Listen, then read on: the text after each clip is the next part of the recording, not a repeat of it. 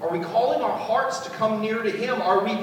When we feel the pangs of our flesh, are we calling ourselves to walk in the truth of the Spirit, or are we letting our flesh have its way? When everything in us wants to complain, do we submit our hearts and our tongues to the Holy Spirit? When we want to curse, do we yield to the Spirit's leadership and bless instead? Do we submit our hearts, our minds, our tongues, and our lives to the Holy Spirit, who Jesus promised will lead us into all truth? See, this is the thing. If we aren't forcibly putting our hearts in submission to the Holy Spirit, our hearts will lead us to places susceptible to deception. We don't start deceived, we go toward deception.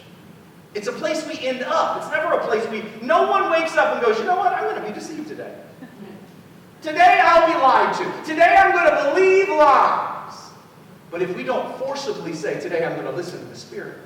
Today I'm going to submit to the Spirit. Today I'm going to walk by the Spirit and not by the flesh. Today I'm going to fight every urge that I know is opposed to the Scriptures. I'm going to fight every urge to feel sorry for myself, to be angry at others, to say what I want to say because I should get to say it, to get attention and pity from here or there. I'm going to resist every one of those urges, and I'm going to forcibly submit myself to the Spirit of God.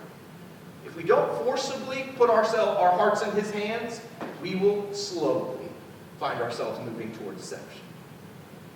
See, when our hearts are encouraged, when our hearts are submitted to the leadership of the Holy Spirit, He will then lead us to the second place that Paul says he's struggling to get us to, and that is united to each other in love. The Spirit of God is always going to lead us to fellowship. Always.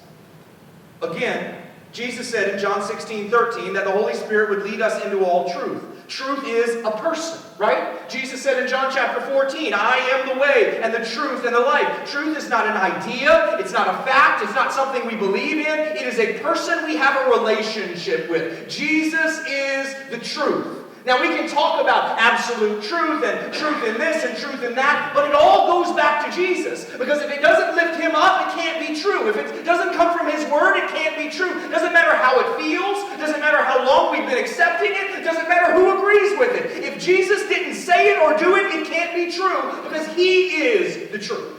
And so we keep trying to wrestle with ideas when we're supposed to sit with a person. We keep trying to debate things that can't come outside of relationship. I can't convince anyone of something that's true if they don't believe in the one who is truth. So why do we keep trying?